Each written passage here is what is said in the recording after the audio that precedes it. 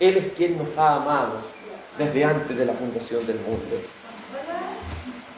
Bueno, amados en el Señor, que el Señor les bendiga a cada uno de ustedes. Le invito a que abramos nuestras Biblias en el libro de Amós, como lo es cada domingo. Libro de Amós. Hoy entraremos al penúltimo capítulo, capítulo 8. Nos queda muy poquito para terminar este estudio expositivo del libro de Amós. Amós, capítulo 8, estudiaremos desde el verso 1 al verso 3. Si lo hemos encontrado, podemos ponernos de pie como reverencia a la palabra del Señor y damos lectura en el nombre del Señor Jesús.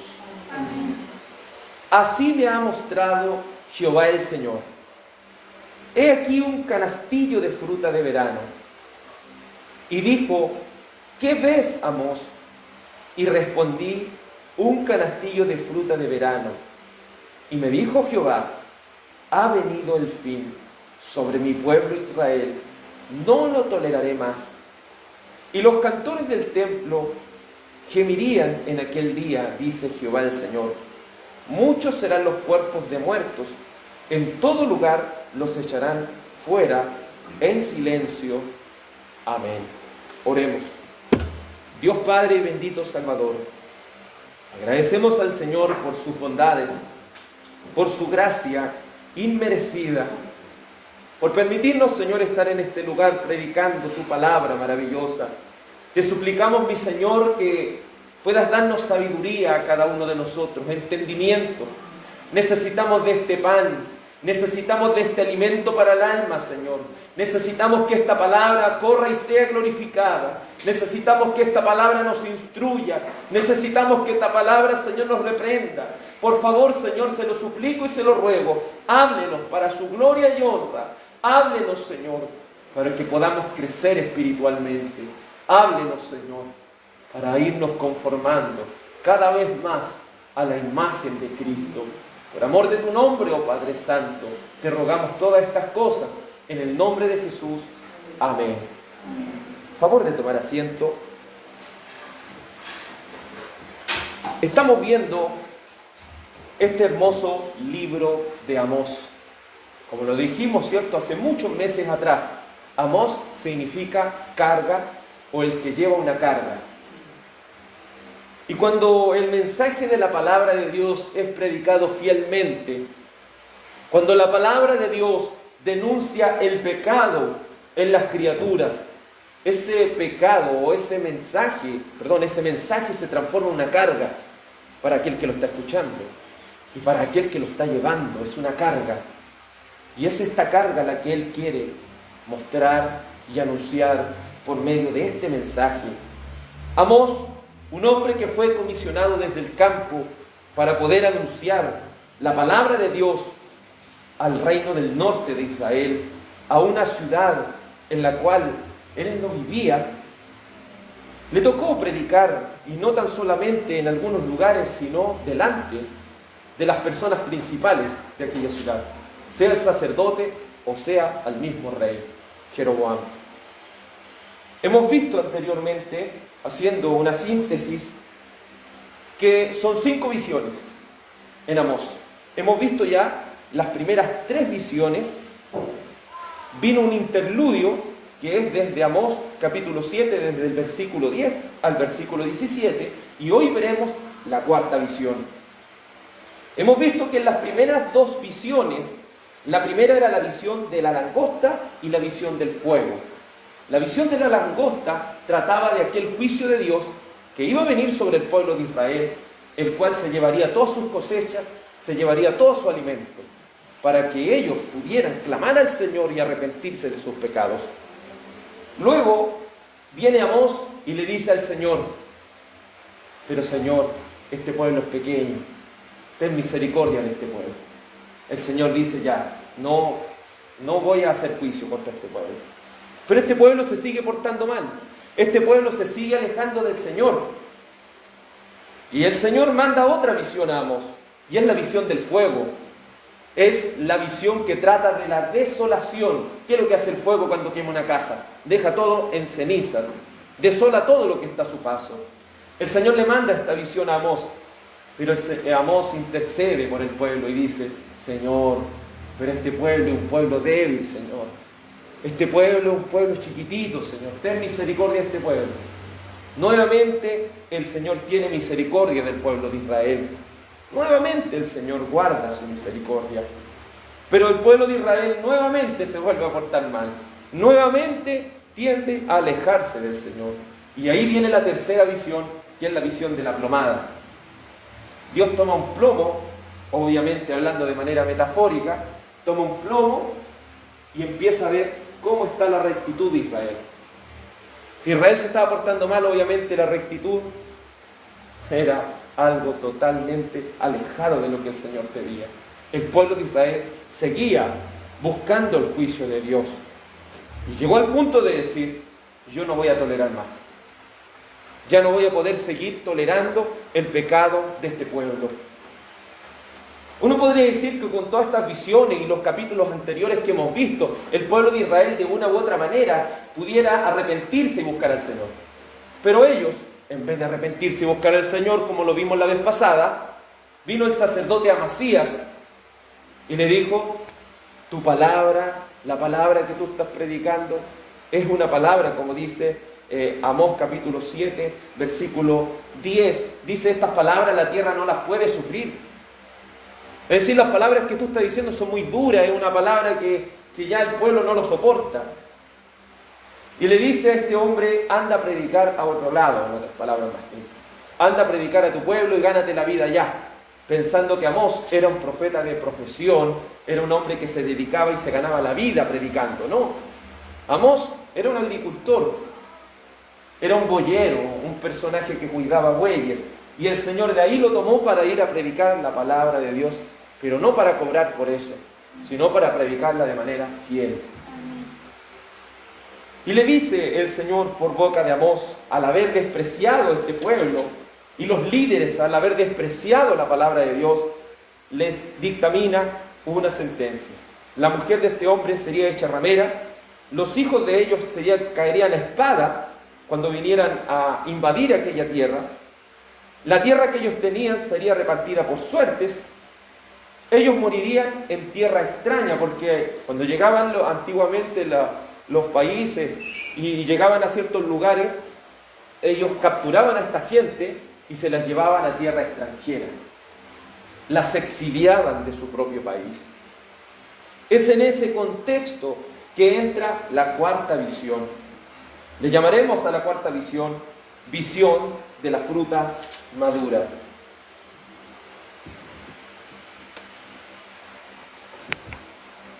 Hoy, a través de esta cuarta visión de la fruta madura, veremos lo irremisible del castigo de Dios. El castigo de Dios se puede aplazar, porque Él es tardo para la ira y grande en misericordia. Él puede aplazar un poco esa ira, pero esa ira, ese juicio, en algún momento tiene que llegar. Y es cuando ya la humanidad, o en este caso el pueblo de Israel, ya estaba llegando hasta el colmo de pecado. Ya no se arrepentía de ninguna manera. Es ahí donde venía el juicio de Dios, mostrado en una visión tan simple, pero que tiene mucho contenido espiritual para nosotros. En el verso 1, el profeta parte la visión diciendo, Amós 8:1, así me ha mostrado Jehová el Señor. Él no está diciendo aquí, esto es lo que se me ocurrió, esto es lo que yo estuve pensando un día.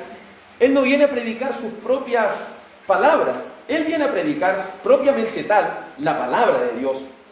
El profeta parte esta visión dejando en claro que no son invenciones de él, más bien es la palabra directa, la cual mostraba en esta visión. En el Nuevo Testamento nos deja un claro énfasis a que cada uno de nosotros, de los cuales hemos sido comisionados por Dios para hablar de Cristo, debemos hablar las palabras que nos da. No solamente este mensaje es para los predicadores, también es para usted, para aquellos que hablan de Cristo donde quiera que se encuentren.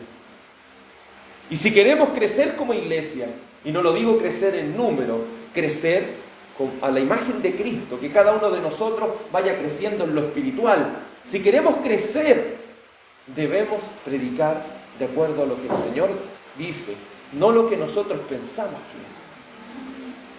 Como dijo Amós, así me ha mostrado Jehová el Señor. Nosotros debiésemos ir a lo que dice Primera de Pedro 4:11. Primera de Pedro 4:11. Mire lo que dice la palabra del Señor. Cómo nosotros debiésemos mostrar este mensaje. Primera de Pedro, capítulo 4.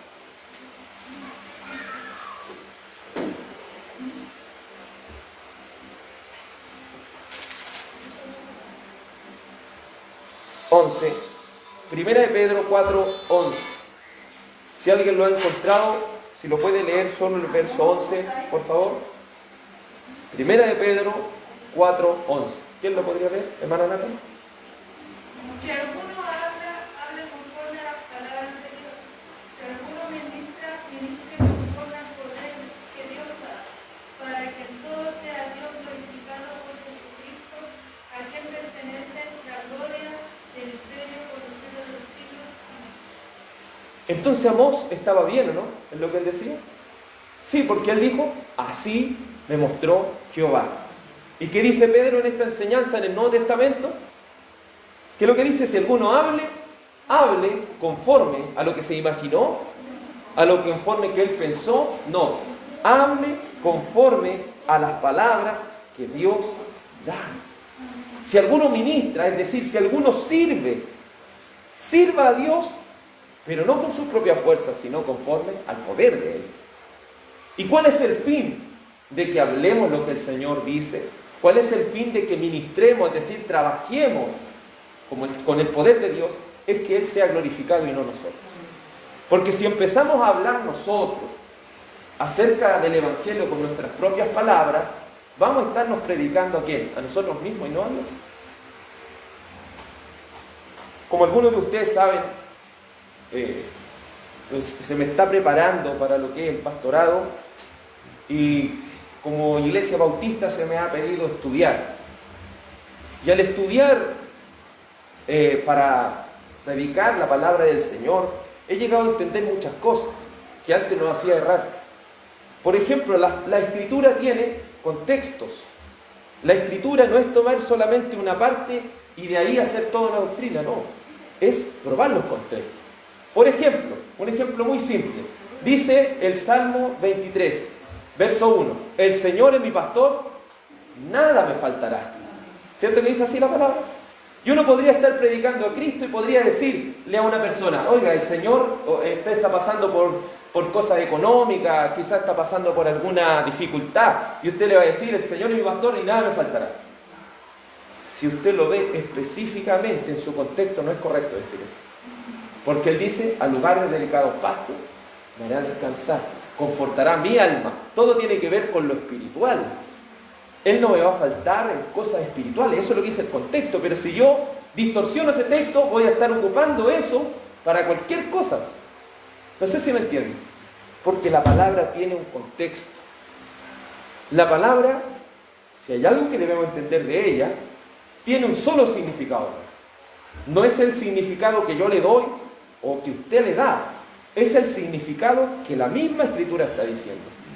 Es decir, nosotros como cristianos debemos interpretar o recibir la iluminación de lo que el autor bíblico quiso decir. Porque el autor fue inspirado por Dios, nosotros no. ¿Quién fue inspirado por Dios? Solamente los autores bíblicos. Pero nosotros debemos llegar al entender, al leer esto, debemos entender el contexto de tal manera que podamos entender lo mismo que entendió Pedro, lo mismo que entendió Amós en su tiempo. Eso es estar diciendo lo que Amós dice. Así me ha mostrado Jehová el Señor. Tal cual le mostró el Señor, él tenía que decir. Entonces, la importancia de hablar lo que el Señor quiere que hablemos. En aquellos días, Dios hablaba a través de los profetas. Vamos a Hebreos capítulo 1, porque es de vital importancia para nuestro crecimiento espiritual y para tener una claridad con respecto a las Escrituras. Entender que debemos anunciar de acuerdo a lo que el Señor dice. Hebreos capítulo 1, versículo 1. Si alguien lo tiene, por favor, verso 1 y 2, que lo pueda leer. Hebreos capítulo 1, versículos 1 y 2.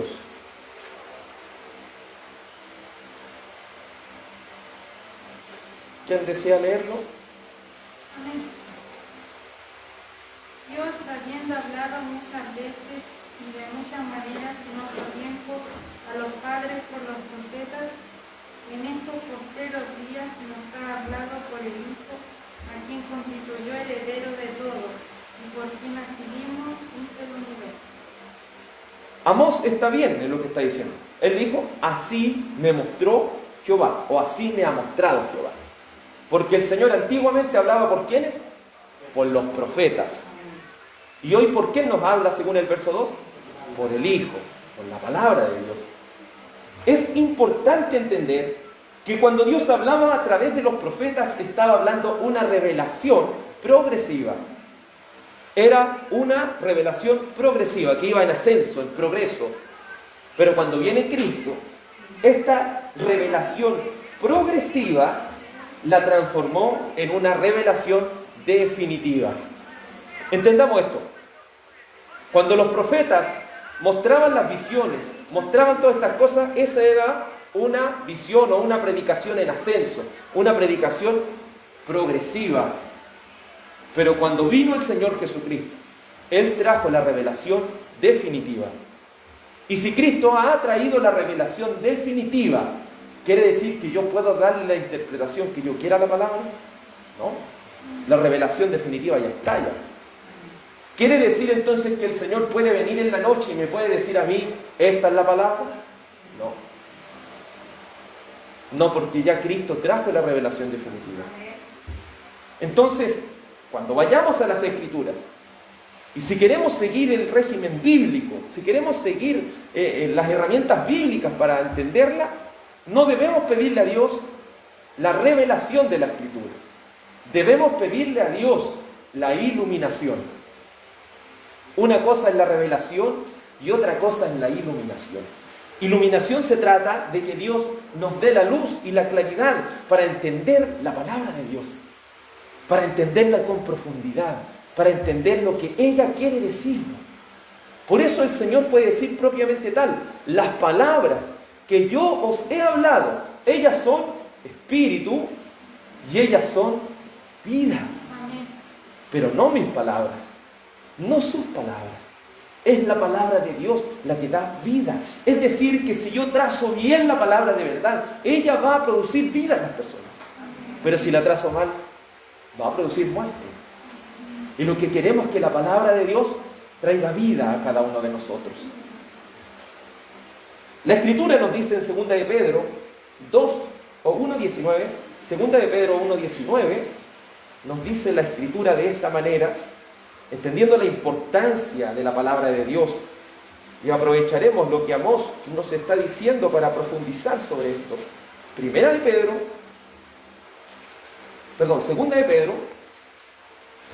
Pedro, capítulo 1, versículo 19, si alguien lo ha encontrado para que pueda leerlo. 2 de Pedro, capítulo 1, solo el verso 19. Por favor, hermana Josephine. Tenemos también la palabra profética, más segura, a la cual hacéis bien en estar atentos, como a una antorcha que alumbre el lugar oscuro, hasta que el día esclarezca y el lucero de la mañana salga a vuestros corazones. ¿Se fija cómo necesitamos de la iluminación de la palabra? Necesitamos que el Señor, con su luz, a través de la luz de las Escrituras, alumbre nuestro corazón, alumbre nuestra vida y nos muestre lo que debemos cambiar. ¿Cuál es el problema de la humanidad? Es que queremos vivir en oscuridad. Pero cuando vivimos en oscuridad y nos movemos a través de ella, estamos exentos, no estamos exentos de cometer errores.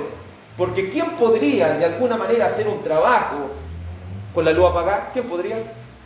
Nadie. Porque no estamos viendo lo que estamos haciendo. ¿Quién podría escribir de buena manera, hacer una buena caligrafía si hacemos todo eso con la luz apagada? Nadie. Pero cuando prendemos la luz, vemos el desorden que está en nuestra vida. ¿Y qué es lo que viene a hacer Dios? Dios viene a ordenar nuestros corazones. Él, al encender la luz, Él empieza a ordenar los corazones. ¿Y cuál es la luz que necesitamos? La palabra. La palabra, estos 66 libros bíblicos, si los trazamos de buena manera, ellos van a ser esa luz que va a reformar nuestra vida, que la va a transformar para su gloria, que nos va a permitir ir creciendo para la gloria de Dios. ¿Y de qué es lo que necesitamos entonces? ¿Revelación o iluminación? Iluminación, porque la revelación ya está, aquí está la revelación, la palabra. Necesitamos que Dios nos ilumine. Y al iluminar esta palabra, es una antorcha. Es la palabra profética más segura.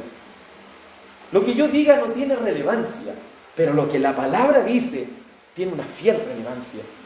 Porque es segura. Porque el Señor en lo que dice nunca se equivoca. Si yo fielmente pongo mi corazón en la palabra de Dios, si yo fielmente me focalizo en buscar lo que el Señor dice, verdaderamente voy a estar en la seguridad. ¿Pero qué es lo que me da este mundo? ¿Acaso este mundo me da seguridad? No. Lo que más está pidiendo la gente hoy en día es seguridad, pero en el mundo no la hallamos. Pero aquellos que construyen sus hogares, aquellos que construyen sus vidas en la roca que es Jesucristo, pueden venir las peores cosas, pero ellos se van a mantener en pie. Porque no estarán cementados en sus propias fuerzas, sino que estarán cementados en el poder de Dios. ¿Por qué viene muchas veces la prueba? Para que entendamos dónde estamos edificando. Si quedamos en el suelo después de que la prueba vino, es porque estábamos edificando con nuestras propias fuerzas. ¿Se ha dado cuenta que en algunos momentos de nuestras vidas nosotros estamos fuertes, pensando que quizás nada nos puede pasar? Pero llega cualquier cosa a nuestras vidas y nos bota. Podemos tener el dinero que queramos, podemos tener la familia a nuestro lado, pero el día que venga la prueba, nos puede caer al suelo. Y nos puede dejar ahí tendidos. ¿Y qué ser humano de esta tierra nos puede ayudar? Podríamos ir a un psicólogo y el psicólogo lo único que va a hacer es revivir nuestro sufrimiento y traerlo a la memoria y traerlo de nuevo y meter los dedos a la llaga, y para cuando ellos nos vean que estamos desesperados nos van a dar pastillas para que andemos dopados. ¿Pero eso va a solucionar el problema? No. En cambio el Señor, Dios, a través de su palabra entra al corazón del hombre y de la mujer, entra al corazón del hombre y de la mujer y lo transforma, lo repara, lo arregla. Y eso es lo que el Señor hace. Ese proceso se llama restauración. No es un proceso que lo hace un pastor, un hombre, una mujer. Ese proceso solamente lo hace Dios. Pero debemos ser como Amós. Así me ha mostrado Jehová el Señor. Así nos ha mostrado el Señor por medio de su palabra. Por eso es correcto hablar, como lo dije anteriormente, de iluminación. ¿Qué debiésemos pedir nosotros al orar al Señor? Dios, dame la iluminación para entender con claridad lo que tu palabra dice. Porque quiero que mi corazón sea renovado. Porque quiero que mi corazón sea transformado. Porque quiero que mi corazón sea cambiado para la gloria de Dios. Eso es lo que nuestra alma y nuestro corazón necesita. No olvidemos que los textos bíblicos no tienen varias interpretaciones, solo tienen una posible, y es la que el autor inspirado quiere transmitir. Vayamos a 2 de Pedro 1:21. 2 de Pedro 1:21. Hermano Claudio, si puede sacar una Biblia que está ahí en el bolsito y regalársela al joven, por favor. 2 de Pedro, capítulo 2, perdón, 2 de Pedro capítulo 1, perdón. 2 de Pedro capítulo 1, verso 21. Si alguien la ha encontrado, por favor, pueda leerlo. Segunda de Pedro 1:21. Amén. Porque nunca la profecía fue traída por voluntad humana, sino que los santos hombres de Dios hablaron siendo inspirados por el Espíritu Santo. Amén. ¿Quiénes fueron inspirados? Los autores bíblicos. La palabra original aquí donde dice inspiración es la exhalación de Dios. Dios exhaló para que estos autores bíblicos hablaran lo que el Señor dice. Entonces, la Escritura tiene una interpretación posible.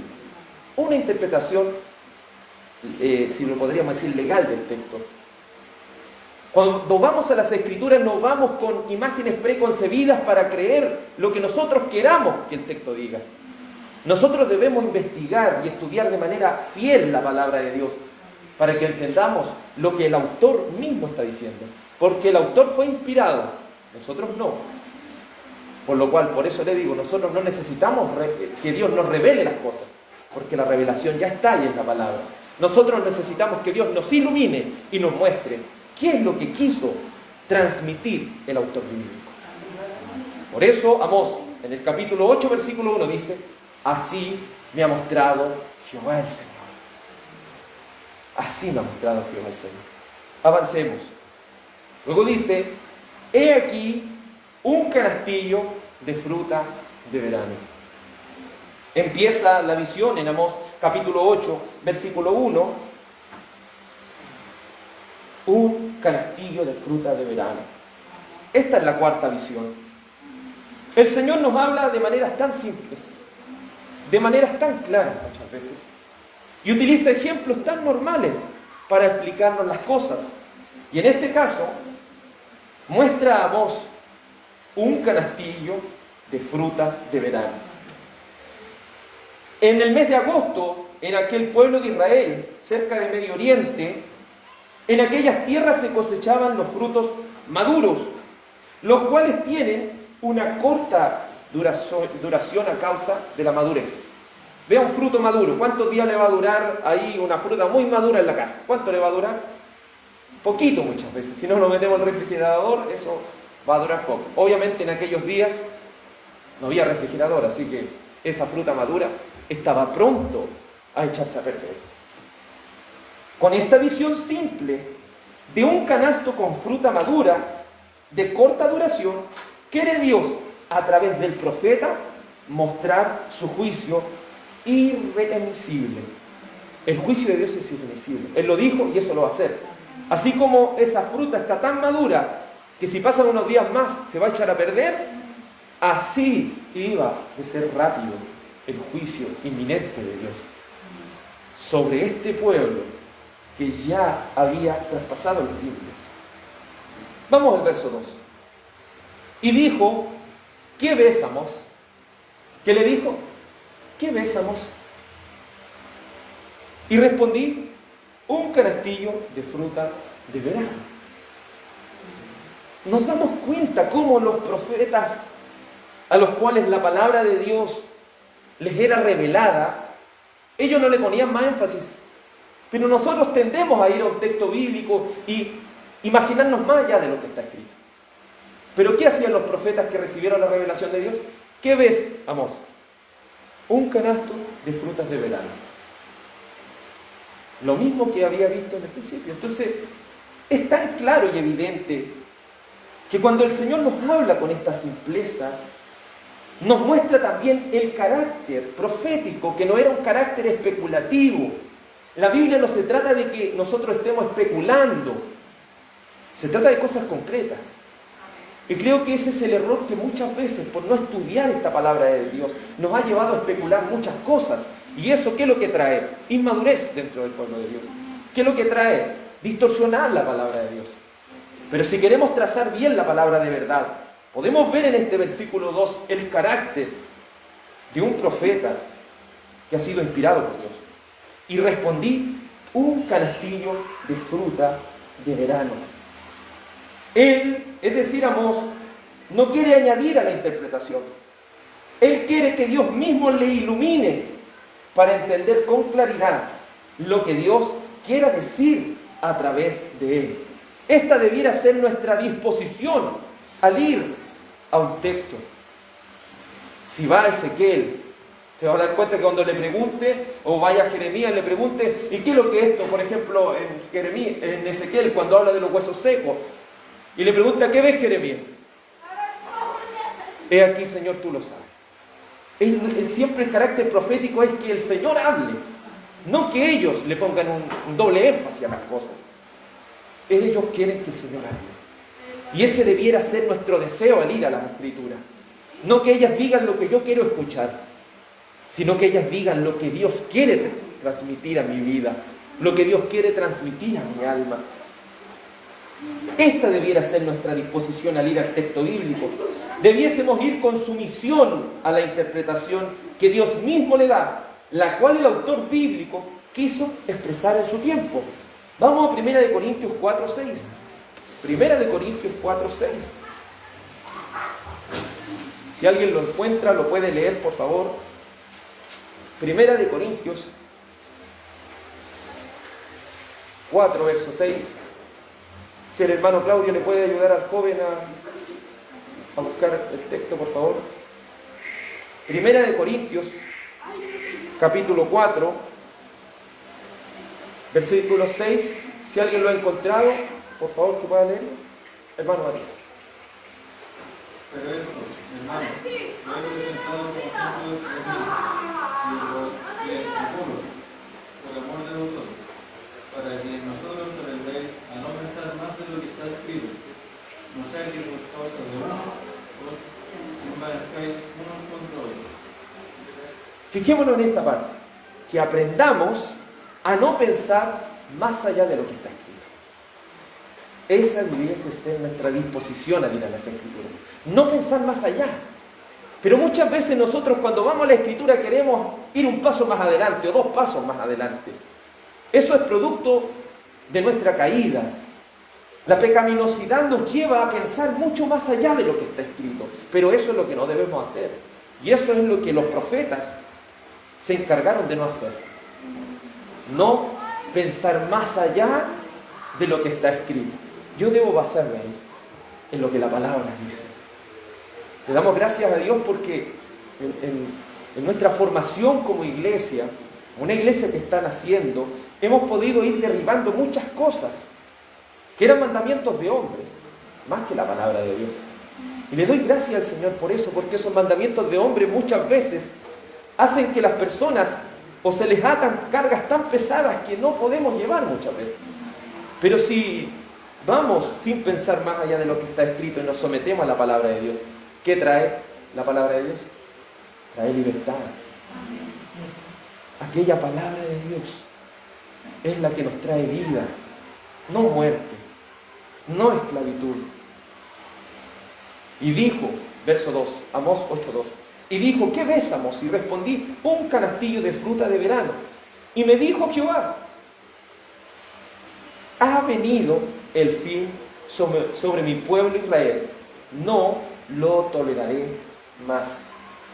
Cuando decimos que los autores bíblicos fueron inspirados por Dios, cuando decimos que nosotros no estamos pidiéndole a Dios la revelación, porque la revelación ya está, estamos pidiendo que Dios nos ilumine para entender el texto, estamos a su vez diciendo que, por ejemplo, cuando hablamos de la inerrancia bíblica, de que la Biblia no tiene errores, no estamos diciendo que Reina Valera no tiene errores, ojo ahí, o que King James, que es la versión en inglés, o nueva versión internacional.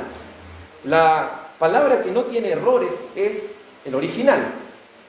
Entonces, en nuestro estudio que debemos hacer de la palabra de Dios, debemos procurar siempre ir buscando esa palabra original. Obviamente, le damos gracias al Señor por Reina Valera, hermanos, en el Señor que fielmente pudieron traducir estos textos. Pero siempre debemos procurar, si podemos, ahora hay tanto acceso para todas estas cosas, para ir estudiando con profundidad. ¿Por qué le digo eso? Porque a simple vista en español no entendemos aquí ¿cómo lo podemos decir? No entendemos aquí el juego de palabras que está haciendo el profeta. Pero si vamos al original, aquí hay un juego de palabras. En algunas Biblias, cuando habla de fruta de verano, sale una A y cuando dice ha venido el fin, sale una B. Se utilizan dos palabras hebreas que tienen un vocablo muy parecido. El primero, cuando habla de frutas de verano o frutas maduras, es en hebreo kaitis. Y cuando habla del fin, habla de hakets. En el idioma original, obviamente, ¿cierto? Y en la pronunciación original son palabras muy parecidas. Y en este juego de palabras, el profeta, al estar hablando de esta fruta de verano, está hablando acerca del fin.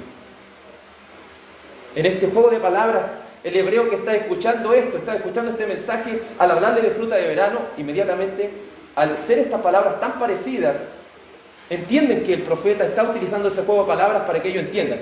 El fin viene. El castigo sobre este pueblo viene. Y viene tan así como esa fruta de verano, que está tan madura y a punto de pudrirse. Así va a venir el fin sobre este pueblo que no entiende. Es tan maravilloso ver cómo el Señor nos muestra las cosas tan claras. Ha venido el fin sobre este pueblo. ¿Y qué va a hacer el Señor? No lo va a tolerar más. No lo va a tolerar más. No va a seguir tolerando que este pueblo siga y siga en su mal camino. El Señor no lo va a seguir tolerando. A través de este juego de palabras, Dios quiere decir: Israel, como fruta madura de verano, está lista para su final. Eso es lo que quiere decir. Israel, como fruta madura de verano, está lista para su final o para su desaparición. Qué fuertes y duras palabras, las cuales debían seguir siendo anunciadas por el profeta, el cual aquel pueblo ya no quería seguir escuchándolo. Si usted ve el interludio de Amós, Amasías, aquel Jeroboam, que era el rey de Israel, no quería seguir escuchando, el sacerdote no quería seguir escuchando, pero el Señor le seguía dando visiones al profeta, y no visiones fáciles. Él no iba a cambiar el mensaje, él tenía que seguir anunciando estas cosas, aunque el mismo reino estaba en oposición a él. Es terrible a veces, hermano, cuando la palabra del Señor viene y nos ilumina y entendemos con claridad las cosas, y muchas veces tenemos que hablar con nuestros compañeros de trabajo, no solo acerca del amor de Cristo, sino también del juicio que se presentará cuando muchos de nosotros muramos. ¿Qué dice el libro de Hebreos? Está establecido que los hombres mueran una sola vez y después el juicio. Usted sabe que las personas al morir van a tener que presentarse ante Dios y van a tener que ser juzgadas. Aquellos que han despreciado esta palabra y no han creído en Cristo, el único camino para la salvación. Hay muchas personas que no entienden estas cosas. Y al anunciar estas palabras somos despreciados. Pero al ser despreciados, ¿eso quiere decir que no debemos seguir hablando? No, debemos seguir. Y muchas veces somos instados: si ese compañero no nos recibe, vamos a ir a otra persona. Y si esta familia no nos recibe, vamos a seguir hablando con otra persona. Pero el que seamos despreciados por predicar este mensaje que muchas veces es duro. Porque cuando hablamos de Dios no hablamos solamente de su amor, hablamos también de su justicia. Ese es el equilibrio que siempre debemos mantener. Si nuestro evangelio trata de puro amor, ese no es el evangelio. Si el evangelio trata de pura justicia, justicia no es el evangelio. El amor y la justicia es parte del carácter de Dios y es lo que el mensaje siempre debe llevar. Si nosotros estamos predicando que Cristo es solamente sanación, que Cristo solamente nos va a ayudar en nuestra vida diaria, en nuestra vida común, eso no es el evangelio. El evangelio habla de transformación, de la renovación de nuestro entendimiento, de la expiación de Cristo, de cómo Él pagó por nuestro pecado en la cruz, de la justificación por medio de la fe, del juicio final, del infierno, del cielo. No podemos quitarle esas cosas al evangelio, porque si le quitásemos esas cosas ya no sería el evangelio de nuestro Señor Jesucristo. Debemos anunciar todo el mensaje de Dios, por muy duro que sea. Vamos al libro de Hebreos 20:27. Hebreos 20:27. Nos va a dar más claridad al respecto. Libro de los Hebreos,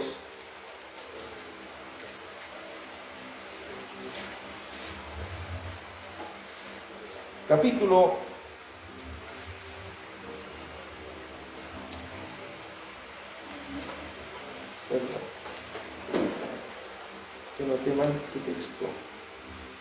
1 de Tesalonicenses, perdón. Vamos a 1 de Tesalonicenses, que había anotado mal. 1 de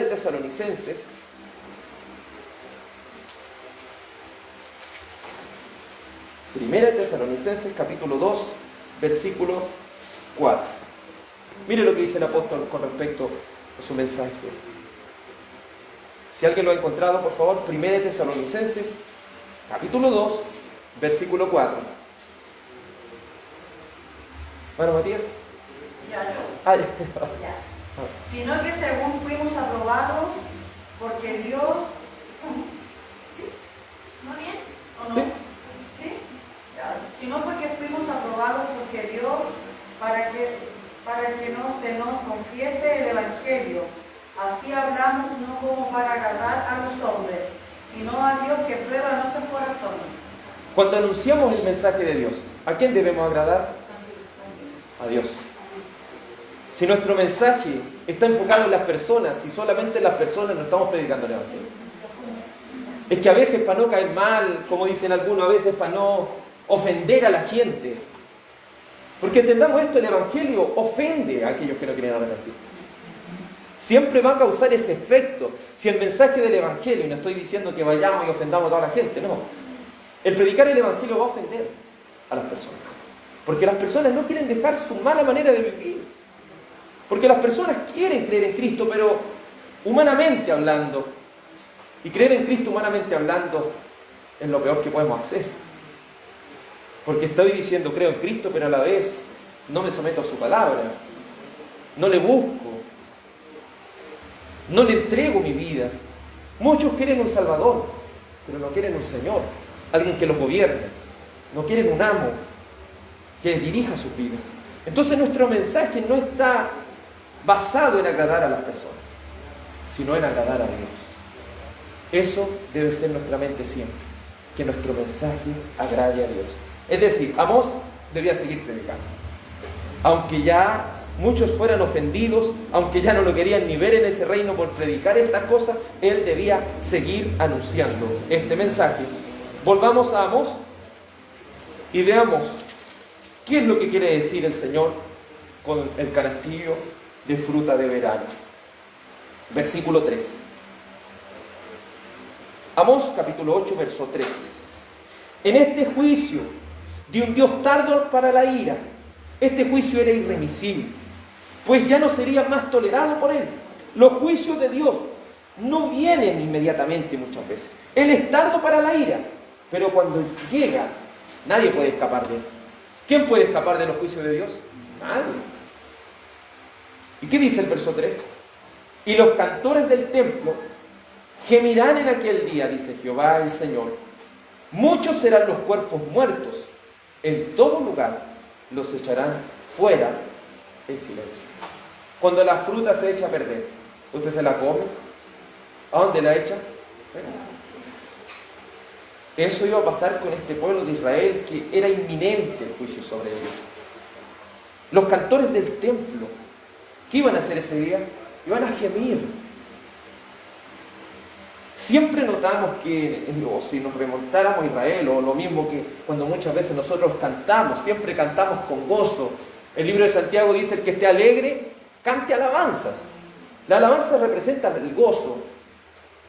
El cántico, representa el gozo, representa el exaltar a Dios, alabarle por lo que Él es.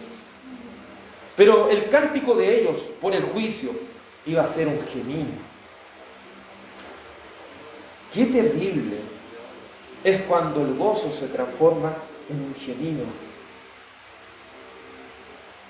Y más propiamente, tal como dicen otras versiones, en un aullido. Ese gemido, ese aullido es por el dolor del juicio. Y eso es lo que sucede con las personas. Muchas veces cuando están abusando de las cosas de Dios, muchas veces cuando están haciendo y deshaciendo con las cosas, piensan que nada les va a pasar. Pero cuando el juicio de Dios viene, ¿quién puede mantenerse en pie, dijo el profeta? ¿Quién podría mantenerse en pie ante los terribles juicios de Dios? de los cuales dice el libro de Hebreos, horrenda cosa es caer en las manos de un Dios vivo. ¿Quién podría escapar de este juicio? Aquellos cantores van a aullar en aquel día. Aquellos que estaban para el gozo, para gozarse en el Señor, tendrían que gemir. Eso usted lo puede ver en el Antiguo Testamento, precisamente en el libro Las Lamentaciones, cuando vinieron los juicios de Dios. Sus cánticos no eran de alegría, sino de tristeza, pero a la vez de reconocimiento.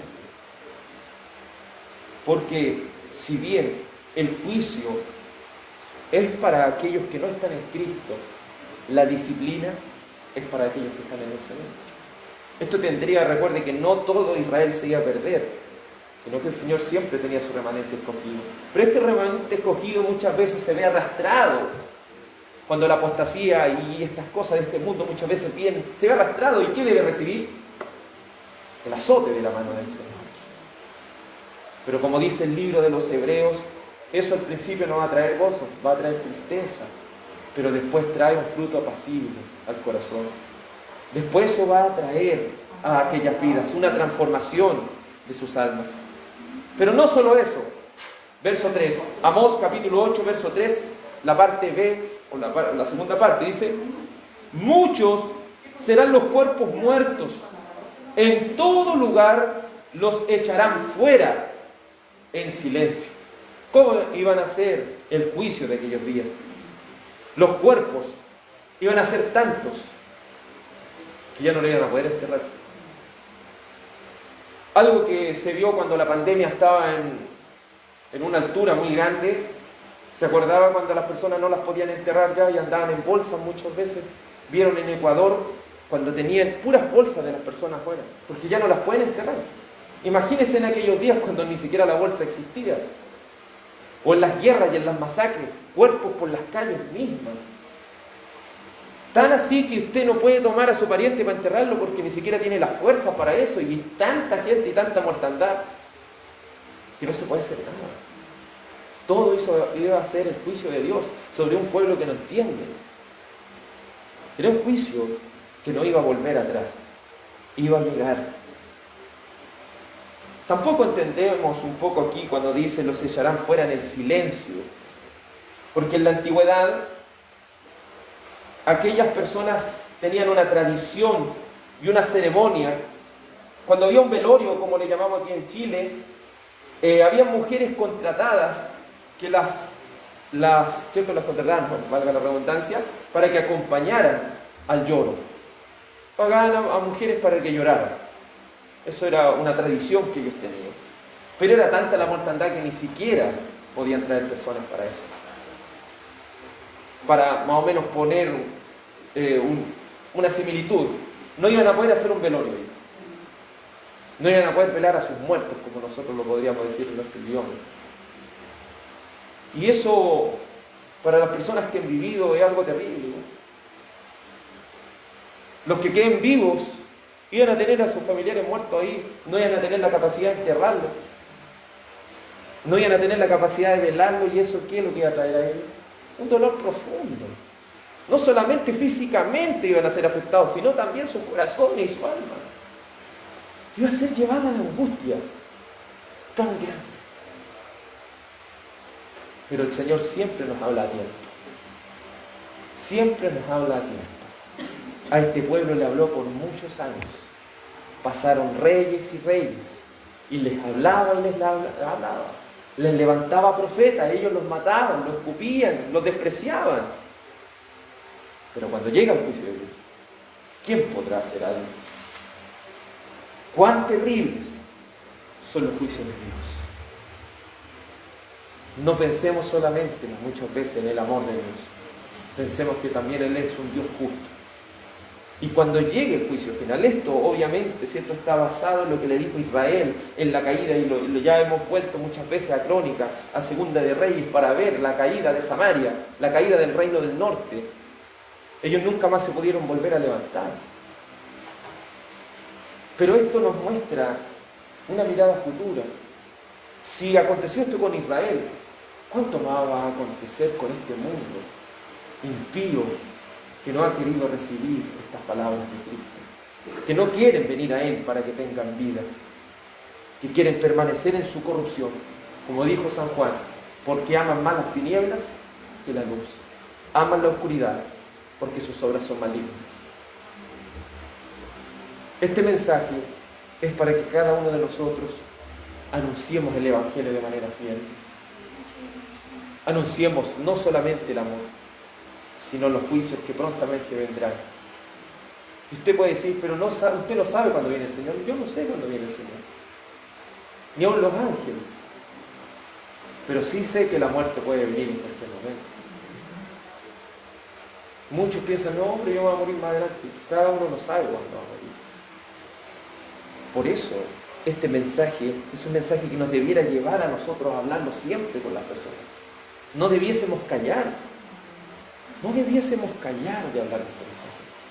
¿Qué hacían con los apóstoles? Los azotaban, les pegaban, pero ellos no podían parar. Ellos después de eso salían gozosos y seguían anunciando el Evangelio. Vamos a ser despreciados, hermanos, por predicar este Evangelio.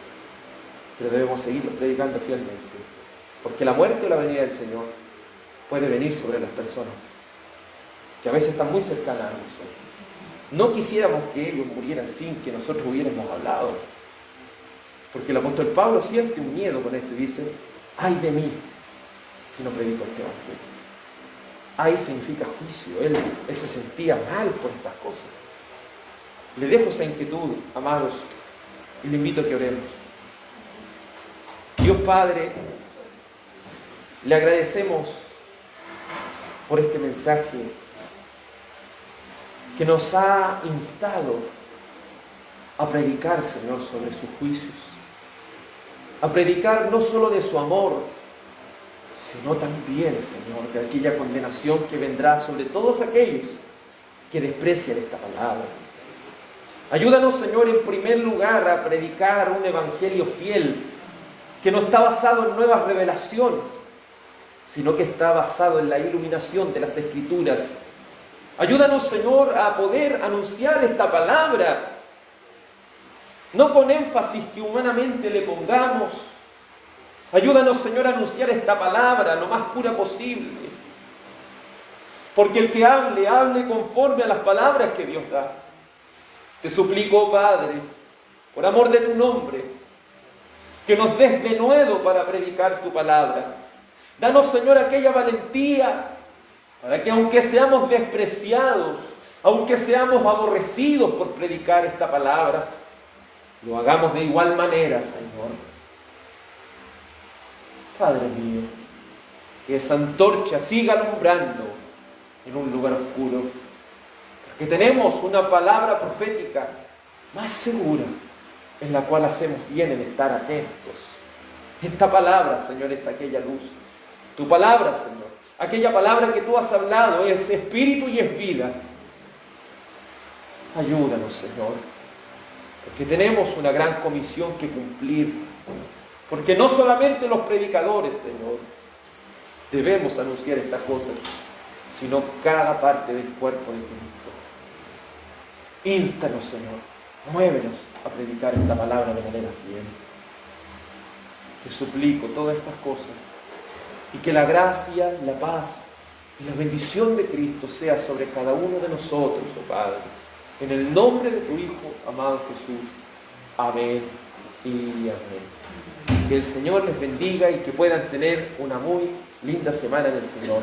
Que el Señor les guarde, amados en Cristo. Hasta aquí la reunión.